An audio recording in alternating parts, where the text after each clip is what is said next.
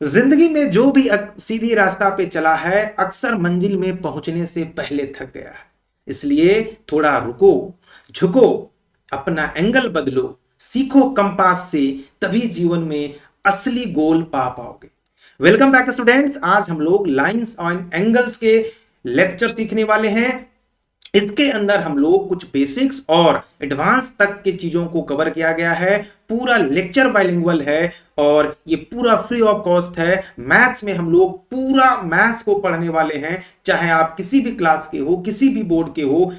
इस लेक्चर को इस तरीके से बनाया गया है कि हर लोगों के लिए ये यूजफुल होगा। तो बिना देरी किए हुए लेक्चर को स्टार्ट करते हैं। ये चैप्टर बहुत इंपॉर्टेंट है स्टूडेंट्स, इसलिए सबसे पहले हम लोग क्या करेंगे कि इसके जो बेसिक्स हैं, जो मैंने इसके पिछले लेक्चर में कराया था, उसको कंप्लीट कर लेते हैं। सबसे पहले हमने पॉइंट्स के बारे में बताया था। तो पॉइंट क्या होता है? एक लोकेशन होता है ना, जो क्या करता है, किसी भी पोजीशन को रिप्रेजेंट करता है। एग्जाम्पल आप देखना चाहोगे चाहेंगे कैसे होता है? जैसे एक आपके पास मान लो पेंसिल है, जब पेंसिल को आप क्या करोगे, किसी भी प्लेस पे एक बार ऐसे टिक करोगे, है ना, ऐसा। तो एक जो ये जो क्या हुआ, ये जो पॉइंट बना, क्या बन गया, इस पूरे डेस्कटॉप जो पूरा दिख रहा है, इसके रिस्पेक्ट में क्या हो गया, लोकेशन हो गया।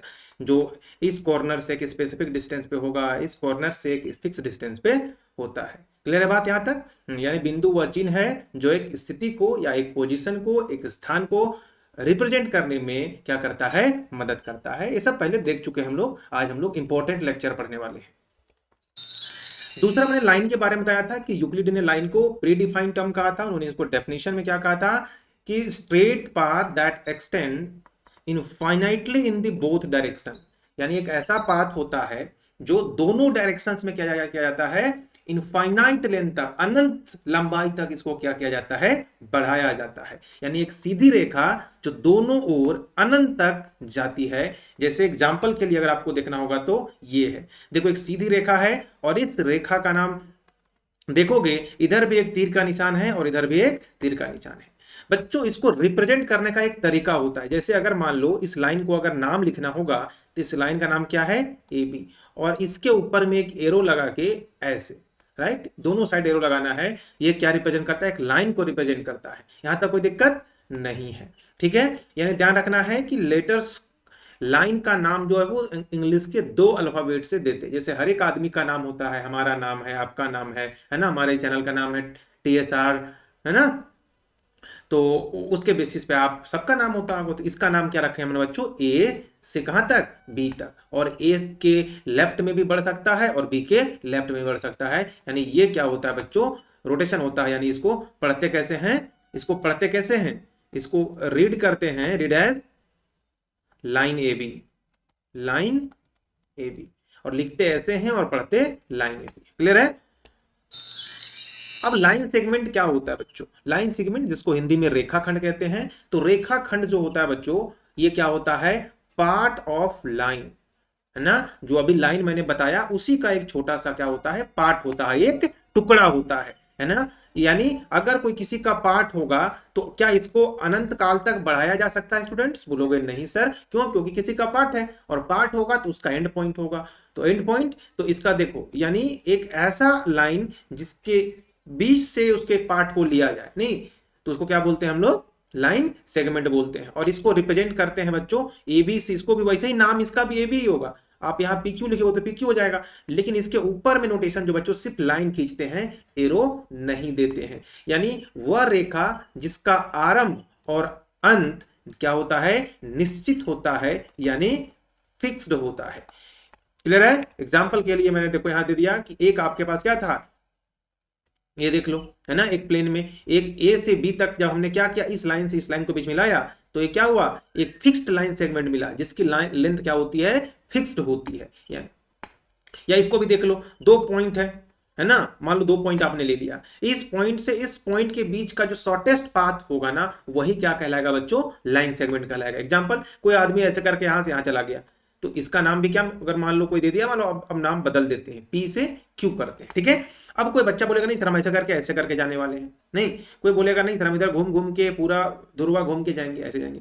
तो ये बताओ, और एक बच्चा बोला हम सर यहां से ऐसे जाएंगे, तो जो सबसे शॉर्टेस्ट पाथ होगा 2 पॉइंट के बीच में, उसी को लाइन सेगमेंट कहते हैं। अगर प्रॉपर डेफिनेशन या एक उसके प्रॉपर्टी के बेसिस पे बोले तो ये कह सकते हैं। क्लियर है? नेक्स्ट होता है बच्चों रेज। ये इंपॉर्टेंट होता है। रेज को हिंदी में किरण कहते हैं। और किरण जो होता है वो किसी नाम मत समझ लेना, नहीं तो लोग जैसे ही मैं किरण बोला लोग सोचते अच्छा ये लगता है कि मेरे पड़ोस वाली है, ठीक है, तो वैसा नहीं है। तो सबसे पहले बच्चों इसकी डेफिनेशन की अगर बात करें तो क्या होता है कि वह रेखा जो एक बिंदु से होकर दूसरी ओर एक ही दिशा में अनंत तक जाती है, यानी द रे is a part of line that start from a fix point and goes infinitely in one direction. Clear है बात? ओके हाँ, यानी एक ये भी लाइन का ही पार्ट होता है, लेकिन ये एक पॉइंट से स्टार्ट हुआ और दूसरे डायरेक्शन में क्या जाता है, इनफाइनाइट लेंथ तक जाता है। यानी अगर इसको x और इसका नाम दिए y, तो इसको रिप्रेजेंट कैसे करेंगे बच्चों, इसका नाम भी xy ही होगा, x से y तक। बट इसमें एरो कहां तक बढ़ किधर रहा है, y की साइड इनफाइनाइटली बढ़ रहा है, तो y की तरफ एरो लगा देंगे। तो बच्चों हमने तीन चीज अभी आपको बताया है ना। जैसे एग्जांपल के लिए देखो कि जब बीम ऑफ लाइट है ना, जब आपके घर में लाइट जलता होगा तो वहां से जब रे निकल, वहां से क्या निकलता होगा, लाइट रोशनी निकलता होगा, तो वो एक प्रकार का क्या होता है, किरण ही तो होता है, रे तो ही होता है जो बल्ब से निकलता है और आगे कहां तक जाता है, इनफाइनाइट तक हो जाता है। बिल्कुल जाता है कि नहीं, बिल्कुल। उसी प्रकार से आप टॉर्च को ले लो, है ना, टॉर्च जो ना रात में कहीं जाने के लिए यूज करते होगे, तो जब टॉर्च को आप जलाते होगे तो टॉर्च से क्या होता होगा बच्चों, लाइट निकलता होगा और एक डायरेक्शन में आगे की ओर जाता होगा। तो उस जो टॉर्च से निकलने वाला जो लाइट है वो एक फिक्स पॉइंट से निकल रहा है और जा रहा है किधर, अनंत काल तक वो क्या हो रहा है, बढ़ रहा है। तो वो भी किसका एग्जाम्पल होगा बच्चों, किसका एग्जाम्पल होगा, रे या किरण का। फिर सूरज से भी देख लो, सूरज भी क्या है, एक फिक्स पॉइंट है ना, वहां से रेज निकल रहा है और अर्थ तक आ रहा है, और पूरी और भी दूसरे दूसरे जो भी प्लेनेट है वहां भी पहुंच रहा होगा कि नहीं, बिल्कुल। तो वो क्या हो रहा है, एक पॉइंट से निकल रहा है दूसरे पॉइंट तक इनफाइनाइटली जा रहा है। यहां तक कोई दिक्कत नहीं हुआ। तो बच्चों अगर हम लोग अगर एक बार उससे पहले अगर बोलो तो तीनों पॉइंट्स को मैं एक बार रिप्रेजेंट करने की कोशिश करता हूं, है ना। मैंने एक बताया लाइन, मैंने दूसरा बताया क्या आपको, लाइन सेगमेंट, और तीसरा बताया रे। देखो अगर हम ऐसे करके लिखें, है ना, यहां से P, यहां मान लो दे दिया हमने x और इसको y, ठीक है। तो अब एक्स वाई अगर ऐसा लिखा हुआ है बच्चों, ऐसा, तो ये क्या रिप्रेजेंट कर रहा है बच्चों, ये लाइन को रिप्रेजेंट कर रहा है। और यही वाला अगर दो पॉइंट को फिक्स कर दिया, यहां से x यहां से y, तो ये किसको रिप्रेजेंट कर रहा है बच्चों, ये भी एक्स वाई है, बट इसका मतलब क्या हो गया बच्चों, लाइन सेगमेंट या रेखा खंड। ये हो गया लाइन सेगमेंट। और अगर सेम चीज को यहां से निकाले और एक ही डायरेक्शन में भेज दो, है ना, एक्स वाई, तो सॉरी, है ना, एक्स वाई, तो ये क्या कहलाएगा बच्चों, ये भी एक्स वाई ही है, बट इसे क्या बोलेंगे हम लोग, रे या किरण बोलेंगे। तो ये तीन चीज होता है बच्चों। अगर इसकी कुछ प्रॉपर्टीज की बात करो तो ये कह सकते हो कि जो लाइन होता है उसमें एंड पॉइंट नहीं होता है, क्लियर है। जबकि लाइन सेगमेंट में बच्चों दो एंड पॉइंट होता है, जहां से शुरू भी होता है और कहीं खत्म होगा, दोनों आपको पता होगा। जबकि रे की बात करो तो एक फिक्स पॉइंट होगा और दूसरा फिक्स नहीं होगा, वो अनंत तक बढ़ेगा, ठीक है। तो कभी कभी इसके बेसिस पे भी आपके एग्जाम में क्वेश्चंस आ जाएगा। अब जो रियली में हम लोगों को शुरू करना है वो चैप्टर अब शुरू होता है, आज का नया चैप्टर। हम लोग लाइन तो समझ में आ गया, आज हम लोग टाइप्स ऑफ लाइन को पढ़ने वाले हैं और एंगल को पढ़ने वाले हैं। बहुत इंपॉर्टेंट टॉपिक है बच्चों, ध्यान से देखोगे तो आपको फिर कहीं पढ़ने का जरूरत नहीं पड़ेगा। तो सबसे पहला टाइप जो होता है बच्चों उसे बोलते हैं इंटरसेक्टिंग लाइन या प्रतिच्छेदी रेखा। अब इंटरसेक्टिंग या प्रतिच्छेदी रेखा जो है बच्चों, ऐसा नहीं कि बहुत बड़ा चीज है बहुत आसान चीज, बट मैं ना आपको थोड़ा फील दिलाना चाहता हूं, आप इसको फील करो, ठीक है। तो जनरली इंटरसेक्टिंग लाइन उसको बोलते हैं when two line intersect each other, है ना, यानी जब दो रेखाएं क्या करेगी, एक दूसरे को काटेगी। काटेगी मतलब जैसे मान लो एक रेखा ये ऐसे जा रहा होगा और दूसरा कहीं और जाके अगर इसको कहीं क्या कर दिया, किसी एक पॉइंट पे कट कर दिया, तो मान लो इसका नाम था इस रेखा का एक्स वाई और इस रेखा का नाम था पी वाई या पी क्यू, ठीक है। तो दोनों रेखाएं क्या कर दिया, पॉइंट ओ पर एक दूसरे को क्या कर दिया, कट कर दिया। तो अगर कोई दो लाइन इस प्रकार से कट करेगी तो उसको हम लोग क्या बोलेंगे, उन दोनों लाइन को इंटरसेक्टिंग लाइन, और हिंदी में बोलेंगे प्रतिच्छेदी रेखाएं। उदाहरण के लिए आप देख सकते हो, जो ब्लैक बोर्ड में आप देखोगे, है ना, ब्लैक बोर्ड देखो ना आप लोग, बिल्कुल। तो ब्लैक बोर्ड में क्या देखोगे, ये देखो जो स्टैंड है ना, स्टैंड है, तो स्टैंड में देख लो ना ध्यान से, एक ऐसे लाइन गया है और एक ऐसा लाइन गया है। तो क्या लग रहा है कि एक ये जो इसका लेग है और दूसरा लेग ये है, दोनों एक प्रकार का लाइन जैसा ही तो दिख रहा है और दोनों एक दूसरे को कट कर रहा है, इसको हम लोग क्या कह सकते हैं, प्रतिच्छेदी, है ना। आप लोगों ने ना बचपन में ये गुलेल वाला याद है आपको, ये गुलेले वाला याद है कि ऐसे गोली यहाँ पे लगा के और चिड़िया को परेशान करते थे। तो ये क्या हुआ, यहाँ पर भी देखो, एक इसको लाइन मान लो, इसको भी एक लाइन मान लो, ये दोनों लाइन क्या कर रहा है, जगह पे टच हो रहा है, तो इसको भी क्या बोलोगे आप, प्रतिच्छेदी रेखा का उदाहरण बोलोगे। या फिर आप चेस बोर्ड में देख लो, चेस बोर्ड में इस प्रकार का होता है कि नहीं होता है। तो इस प्रकार से आप बहुत सारे एग्जाम्पल ऐसे अपने आसपास में देख सकते हो जो प्रतिच्छेदी लाइन या इंटरसेक्टिंग लाइन कहते हैं। ठीक है, कोई दिक्कत नहीं है। दूसरा जो होता है बच्चों बहुत इंपॉर्टेंट है, जिसे कहते हैं पैरेलल लाइंस। पैरेलल कहने का मतलब होता है समांतर। क्या होता है, समांतर। देखो ये पैरेलल लाइन है ना, इसको हम क्या बोल सकते हो कि जब दो रेखाएं एक दूसरे को कभी ना मिले, यानी एक दूसरे को कभी टच ही ना करे, उसको अनंत काल तक बढ़ाया जाए। ध्यान से समझना, हम लोग, अब तुम्हारे मन में एक बात आया होगा कि सर प्रतिच्छेदी रेखाएं अगर ऐसा हमने लिख लिया, ऐसा बना दिया, और मान लो इसका नाम दे दिया ए, इसका नाम बी, इसका सी और इसका डी। क्लियर है बात। अब बोलोगे सर बताइए क्या यहां पे A B and C D जो है आर इंटरसेक्टिंग लाइन।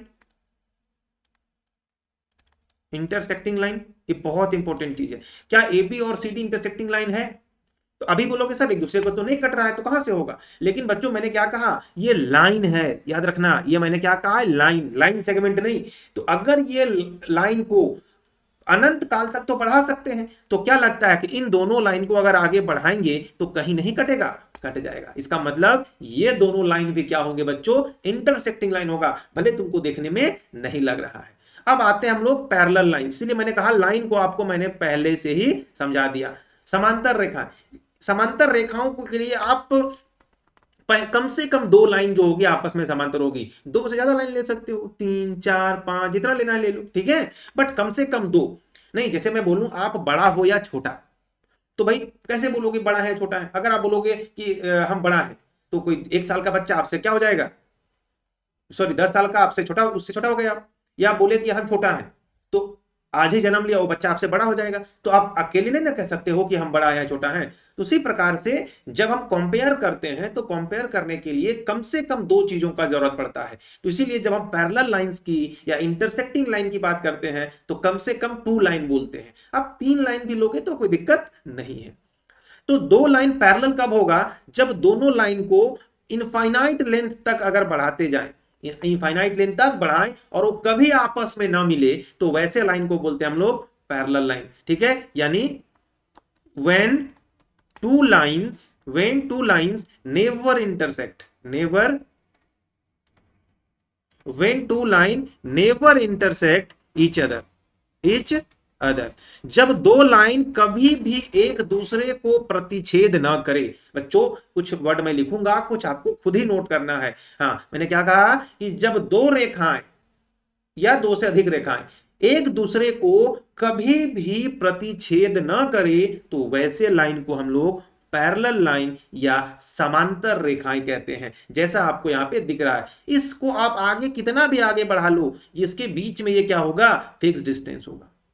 तो अब एक बात और आपके दिमाग में आया होगा कि सर ये दोनों रेखाएं एक दूसरे को कब नहीं मिलेंगी, तो इसके लिए क्या कुछ क्राइटेरिया होना चाहिए, क्या कुछ ऐसा रूल बना दे जिससे हम कह सकते हैं कि कभी ना मिलेगा। हाँ देखो, ये तभी नहीं मिलेगा जब इन दोनों के बीच में जो होगा ना बच्चों, ये हमेशा डिस्टेंस फिक्स होगा। यानी जैसे तुम यहां से चल रहे हो और एक बच्चा यहां चल रहा है, दोनों एकदम हमेशा दोनों के बीच में 1 मीटर का डिस्टेंस है और आगे बढ़ रहा है, तो क्या दोनों एक दूसरे को कभी टक्कर मारेगा, नहीं मारेगा। यानी आप दोनों क्या चल रहे हो, पैरेलल चल रहे हो। और एग्जांपल अगर रियल लाइफ चाहिए तो ये देख लो, जैसे रेलवे ट्रैक है, तो रेलवे ट्रैक में आपने देखा होगा कि कुछ जो होते हैं वो इस प्रकार से रेल को बिछाया जाता है और इसके ऊपर 2 मेन जो रेल है इसी को बोलते हैं रेल। तो देखो ये रेल को देख लो, है ना, क्या ये रेल कभी भी एक दूसरे को मिलेगा, कभी भी ये रेल एक दूसरे को टच करेगा नहीं। तो यानी ये जो ये वाला लाइन है और जो ये वाला लाइन है, ये दोनों क्या कहलाएंगे बच्चों, पैरेलल ट्रैक कहलाएंगे। ठीक है, उसी प्रकार से जब पावर लाइन होता है, जो बिजली आपके घर में आती है, तो इसमें देखो इस प्रकार से लगा हुआ था ना इसमें ये वाला, तो ये क्या होता है बच्चों, पैरेलल होता है। या फिर एक पोल और ये पोल सीधा होता है, तो ये दोनों क्या होंगे बच्चों, पैरेलल होंगे। उसी प्रकार से जब हाईवे का बात करोगे बच्चों, किसका, हाईवे का, तो हाईवे में देखो इस प्रकार का लाइन बना हुआ होता है कि नहीं सर, बना हुआ होता है। तो ये दोनों लाइन क्या होंगे बच्चों, ये तीनों लाइन देखो, एक लाइन तो इधर से आपको दिख रहा होगा, एक लाइन इधर से और एक लाइन इधर से। ये लाइन को आप कितना भी दूर तक बढ़ा दो, क्या कभी हाईवे में ये तीनों लाइन एक जगह सटा हुआ दिखता है बच्चों? सर नहीं दिखता है। इसका मतलब ये लाइन क्या होंगे बच्चों? हमेशा पैरेलल होंगे। तो आपको इंटरसेक्टिंग लाइन और पैरेलल लाइन में डिफरेंस क्लियर हुआ कि नहीं हुआ बच्चों? बिल्कुल हो गया। चलो अब हम लोग अगला आते हैं बच्चों, परपेंडिकुलर लाइन या लंब रेखाएं। ये बहुत इंपॉर्टेंट होता है ना?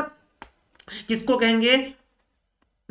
जब एक लाइन जो होगा दूसरे के ऊपर क्या होगा, 90 डिग्री से क्या होगा, एक दूसरे के बीच में 90 डिग्री का कोण बनाएगा। जैसे एग्जांपल के लिए यहां पे देख लो, एक लाइन यहां पर क्या है, AB है, AB एक लाइन है, और दूसरा लाइन क्या है बच्चों, XY है।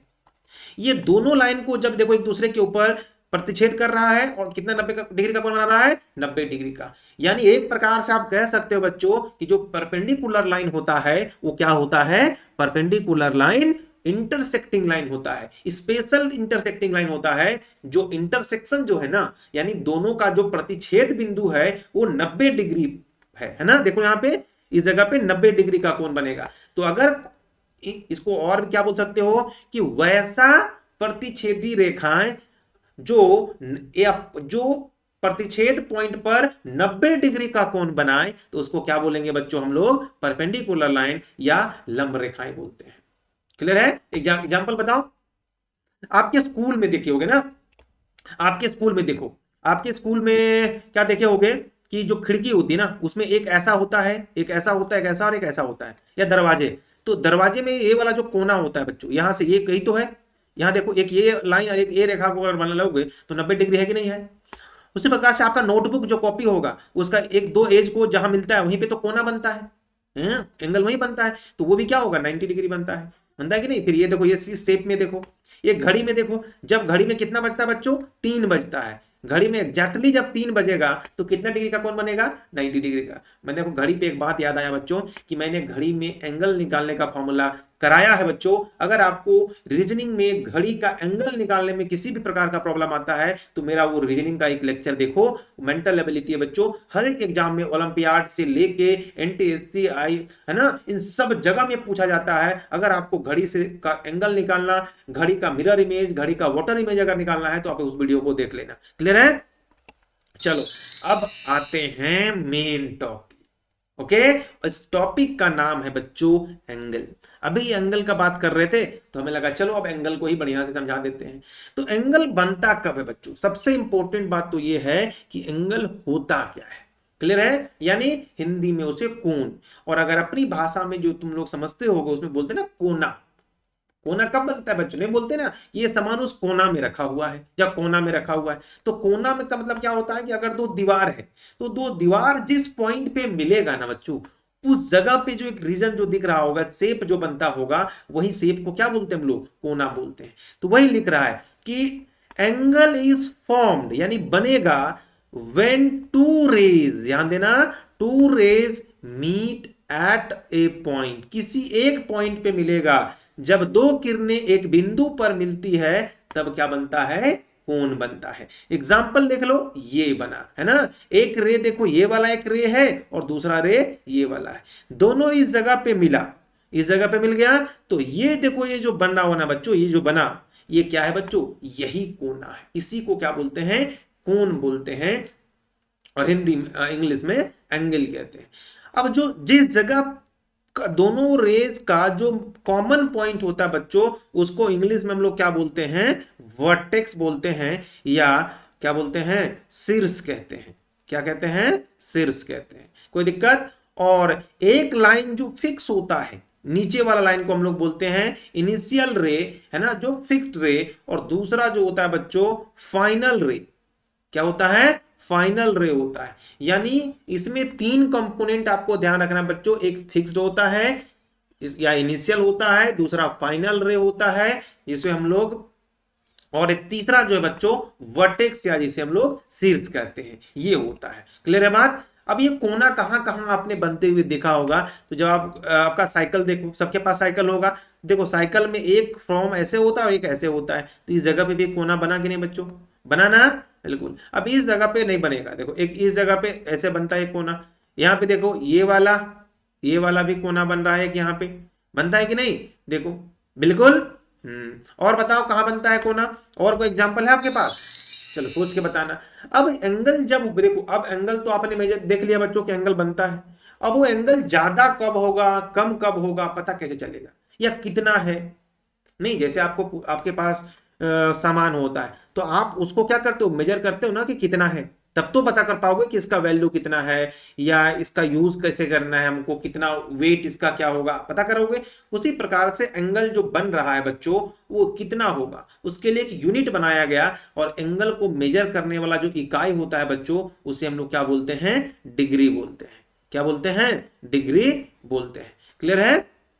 हाँ, जैसे और इसको मेजर करने के लिए एक इंस्ट्रूमेंट जिसको हम लोग क्या बोलते हैं यहाँ पे बच्चों, प्रोटेक्टर कहते हैं, है ना? क्या बोलते हैं इसे, प्रोटेक्टर। क्लियर है बात? हाँ, या चांद, है ना, चांदा बोलते हैं, चांद जो बोलते हो गए ना। इसी से मेजर करते हैं। मेजर करने का क्या तरीका है बच्चों, जैसे मान लो ये एक एंगल बना लिया आपने, बना लिया, इसको वर्टेक्स बोलेंगे, एक पहला आर्म होगा और ये फाइनल आर्म होगा। इस चांदे का जो ये वाला पॉइंट है, इसको इस पॉइंट पे बच्चों क्या कर दो, ले आओ। समझ रहे हो, जो ये देख रहे हो यहाँ पे इंटरसेक्शन पॉइंट यहाँ पे, और ये जो ये वाला लाइन जो दिख रहा है बच्चों, इस लाइन को आपको क्या करना है, इस लाइन के ऊपर क्या करना है, फिक्स करना है। उसके बाद इस लाइन का जो पोजीशन दिखेगा, जैसे लाओगे यहाँ पे, तो ये वाला लाइन क्या दिखेगा, कहीं ना कहीं दिखेगा ये, है ना, तो वही पोजीशन उसका क्या होगा, एंगल होगा। क्लियर है? जैसे एग्जांपल के लिए ये देख लो, है ना, कि देखो हमने क्या किया, सबसे पहले इस पॉइंट पे लाया, अब यहां देख लो अंदर से कितना एंगल बना, तो इधर क्यों, इधर 0 से शुरू करो, 0 30 40 50 60 70, देखो ये क्या बन गया बच्चों, ये वाला एंगल कितना हो गया, 80 डिग्री।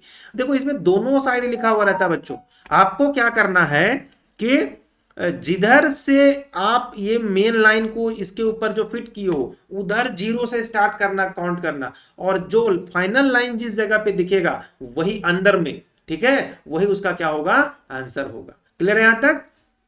चलो ये देख लो।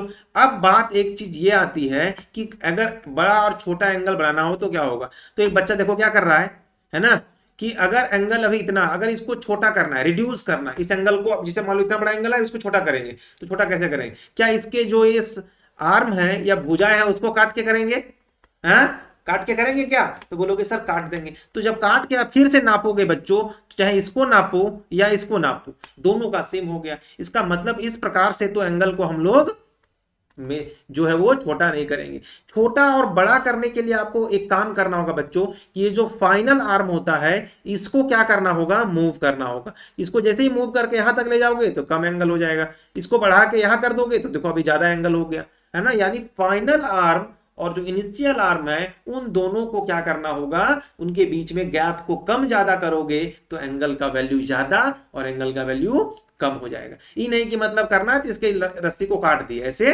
नहीं होगा। क्लियर है? चलो अब हम लोग टाइप्स ऑफ एंगल देख लेते हैं। उनके मेजर के बेसिस पे बच्चों हमने क्या किया है, एंगल को अलग अलग टाइप में डिवाइड कर दिया है। क्लियर है बात? तो सबसे पहला होता है बच्चों एक्यूट एंगल या न्यून कोण। तो N angle which measures more than 0 degree and less than 90 degree, यानी वैसा कोण जिसका माप 0 डिग्री से अधिक हो और 90 डिग्री से कम हो, वैसे कोण को हम लोग न्यून कोण या एक्यूट एंगल कहते हैं। क्लियर है? एग्जाम्पल के लिए यहां देख लो, देखो अब इस एंगल को मेजर करके 40 डिग्री लाया गया, तो क्या ये कैसा एंगल होगा बच्चों, कैसा होगा, हमने क्या बताया कि 0 से 90 के बीच होना चाहिए, तो 90 भी नहीं और 0 भी नहीं, तो ये हो गया। दूसरा देख लो, ये भी एक एक्यूट एंगल है, 50 डिग्री है, ये 75 डिग्री। अच्छा एक 89 डिग्री क्या होगा बच्चों, 89 डिग्री क्या होगा, सर ये भी एक्यूट एंगल ही होगा, 89 भी क्या होगा, एक्यूट एंगल। अच्छा कोई बच्चे अब झूला झूल रही देख रहे हो, तो यहाँ कौन बन रहा है क्या, बोलोगे हाँ बन रहा है, देखो ये इसके साथ एंगल बना रहा है, ये वाला एंगल कैसा होगा बच्चों बताओ, ये कितना एंगल होगा, बोलोगे सर ये भी एक्यूट एंगल होगा, ये भी क्या होगा, एक्यूट एंगल होगा, यानी न्यून कोण होगा। ठीक है, तो आप न्यून कोण अपने आस पास में देखना और पता करना। ठीक है, बस आपको ध्यान रखना है कि अगर वो 90 से कम कोण बन रहा है ना, तो आपको क्या बोलना है, उसका नाम एक्यूट एंगल। चलो दूसरी होती है बच्चों जो एकदम 90 डिग्री हो जाए, उसको क्या बोलेंगे, तो अगर वैसा कोण जो एग्जैक्टली 90 डिग्री हो जाए तो उसको हम लोग बोलते हैं बच्चों राइट एंगल, यानी वह कोण जिसका माप ठीक 90 डिग्री हो, न 90 डिग्री से कम न 90 डिग्री से ज्यादा, वैसे कोण को हम लोग क्या बोलते हैं, 90 डिग्री बोलते हैं। नहीं जैसे बोलते हैं ना कि हमें ठीक 50 रुपया चाहिए, न 5 रुपया कम न 5 रुपया ज्यादा, न हम कम लेंगे न हम ज्यादा लेंगे। तो उसी तरीके से कि जिस कोण का माप सिर्फ 90 डिग्री हो, न कम न ज्यादा। एग्जाम्पल अगर देखना हो तो ये देख लो, है ना। देखो यहाँ पे ये कितना कोण बन रहा है बच्चों, ठीक 90 डिग्री बना। इसका मतलब इस कोण को क्या बोलेंगे, 90 डिग्री। अच्छा, आप रियल लाइफ में 90 डिग्री बता सकते हो बच्चों? अपने हाथ में, ये हाथ देख रहे हो अपना बॉडी में, तो ये वाला आर्म और ये वाले जो फोर आर्म दोनों को मिला दोगे तो इसके बीच में जो एंगल बन रहा है कैसा बन रहा है बच्चों, कैसा बन रहा है, 90 डिग्री। ठीक है, तो आप ऐसे करके बना सकते हो। दूसरा, ये देखो 90 डिग्री बन रहा है। आप ऐसे और भी सारे सारे एग्जांपल ले सकते हो जिसमें 90 डिग्री बनता है। और सबसे आसान एग्जांपल क्या बच्चों, आपका नोटबुक। नहीं, देखो ये वाला अलमीरा को देखो, अलमीरा में देखोगे ये वाला इसके बीच में कितना 90 डिग्री का एंगल बन रहा है। ये बिल्डिंग को देख लो, है ना बच्चों, इस बिल्डिंग में देखोगे ये वाला हाइट और इसका जो ब्रेथ है इसके बीच में 90 डिग्री का एंगल बन रहा है कि नहीं बन रहा है, बन रहा है। ये जो स्पोर्ट्स फील्ड होता है उसमें देख लो, ये जो कोण कितना है बच्चों, 90 डिग्री ही तो एक कोण है। देखो इस 90 डिग्री का कोण बन रहा है। यानी रियल लाइफ में इस एंगल का बहुत इंपॉर्टेंट रोल होता है। ठीक है, कि कैसे हम इस एंगल को जरूरत में लाएंगे। अभी तो बच्चों सिर्फ शुरुआत है, अभी आगे के लेक्चर में इतना इंपॉर्टेंट चीज देने वाला हूं कि आप बिलीव नहीं करोगे। बस आप बने रहो और अपने जो भी लोग हैं ना, अपने लोगों को उनको शेयर भी करो ताकि वो लोगों को भी इसका लाभ मिले। इतने पैसे खर्च करके आप लोग ट्यूशन पढ़ोगे तो क्या होगा, यहाँ फ्री में मैं पढ़ा रहा हूँ, पढ़ो भाई इस चीज को, मजे में पढ़ो। और एक बात और जान लो बच्चों, मैं पूरा का पूरा टॉपिक में पढ़ाने वाला हूँ फ्री में। ऐसा नहीं कि 10 पढ़ा के छोड़ दूंगा, नहीं, पूरा पढ़ाऊंगा, बस आप लोग बने रहो। चलो अगला, अब मान लो कोई एंगल, देखो 0 से 90 डिग्री के बीच के एंगल को एक्यूट बोल दिए, एग्जैक्ट 90 हो गया उसको राइट एंगल या समकोण बोल दिए। अब अगर 90 डिग्री से ज्यादा हो जाए तब क्या बोलेंगे? नहीं, अगर 90 डिग्री से ज्यादा हो जाए और 180 डिग्री से कम रहे तो वैसे एंगल को हम लोग ऑब्ट्यूस एंगल या अधिक कोण कहते हैं। समझ आ रहा है? यानी वैसा कोण जो 90 डिग्री से ज्यादा हो और 180 डिग्री से कम हो, वैसे कोण को क्या कहते हैं हम लोग, क्या बोलेंगे, अधिक कोण कहते हैं। एग्जाम्पल, 110 डिग्री, देखो 90 से ज्यादा है 180 से कम है तो ये क्या हुआ, 130 डिग्री 90 से ज्यादा है और 180 से कम है। अब लेकिन अगर एक पिक्चर बना के हम पूछें कि ये कैसा एंगल होगा बच्चों, तो बोलोगे सर ये राइट एंगल यानी ये समकोण है। यानी अगर मेजरमेंट ना भी दें तो बता पाओगे ये कैसा होगा, बता तो नहीं रहे कितना मेजर है, लेकिन देख के आपको लग रहा है कि सर 90 होता ना तो ये वाला ऐसे होता, मतलब दोनों भुजाएं जो होती है एक दूसरे के ऊपर खड़ा होती है। ये 90 नहीं, इसका मतलब ये एक्यूट हो जाएगा। तो आप बिना मेजरमेंट सिर्फ पिक्चर देख के भी आइडिया लगा सकते हो कि कौन एक्यूट होगा और कौन ऑब्ट्यूस होगा, कौन राइट होगा।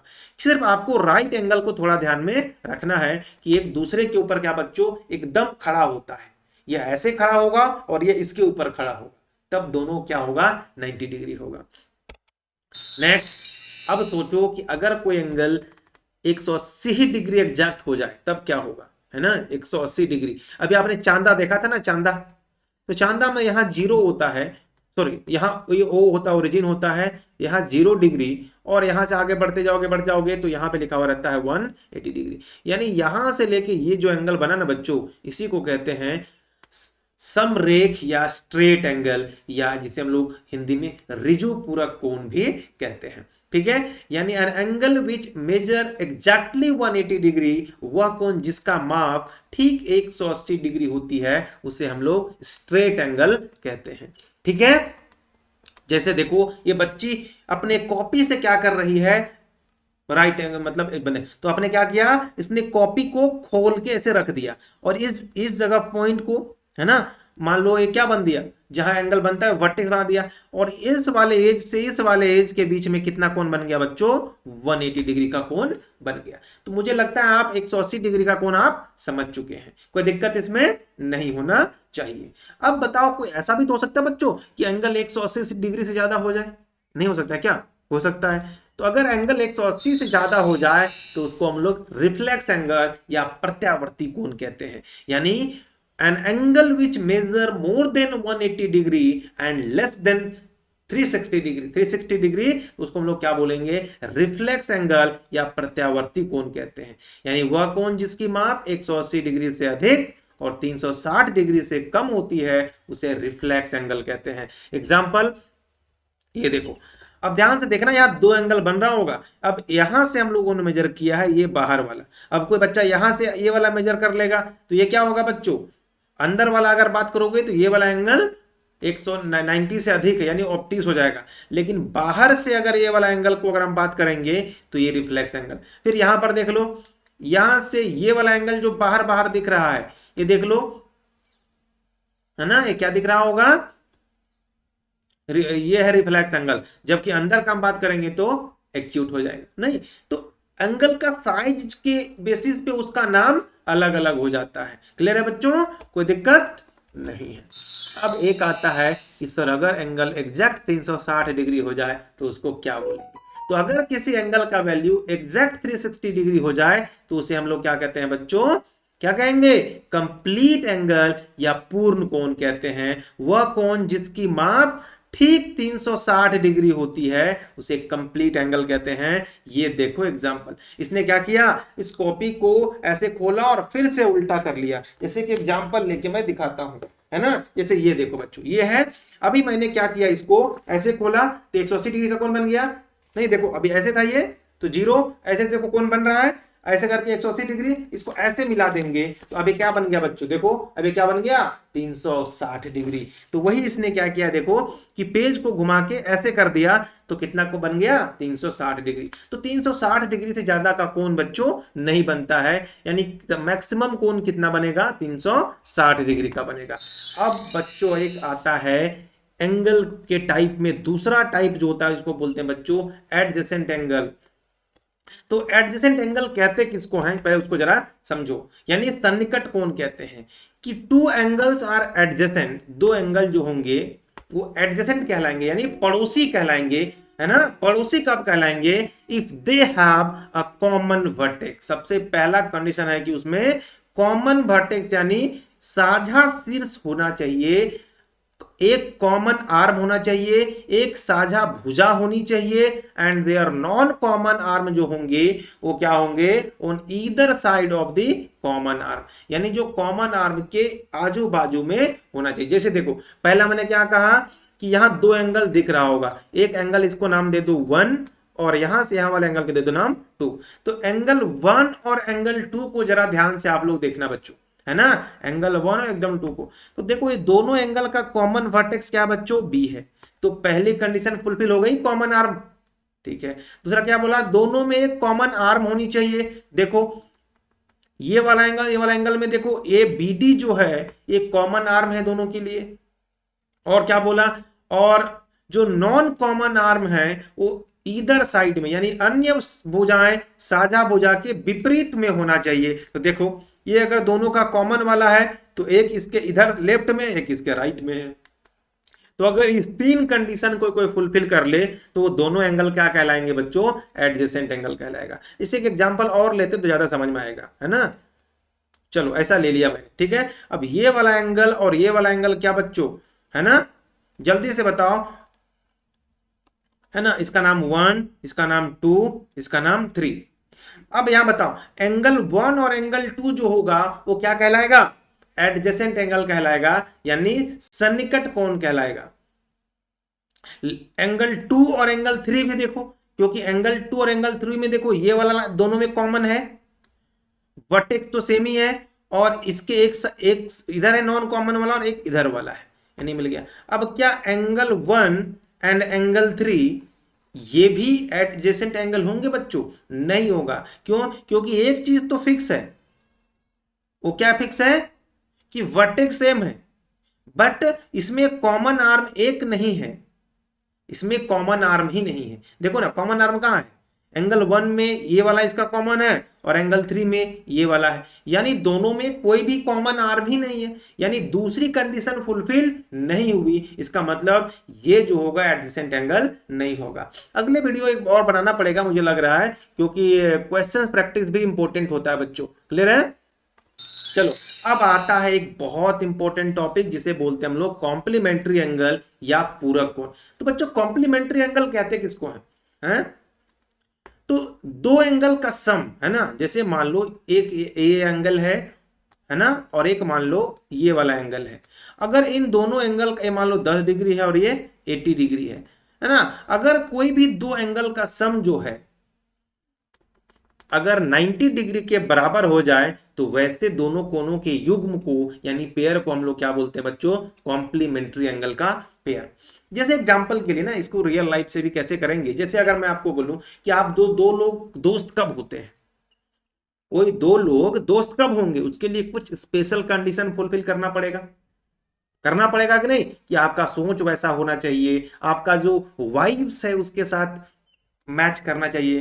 तो उसी प्रकार से दो कोण को भी एक बोल रहा है कि कॉम्प्लीमेंट्री कब होगा।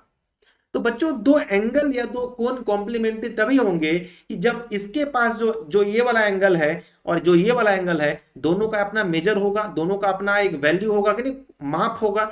दोनों का माप मिलके अगर 90 डिग्री बना लेना तो बोलेंगे कि दोनों का जो दोस्ती एकदम जय वीरू वाला है, यानी दोनों कॉम्प्लीमेंट्री एंगल है। क्लियर?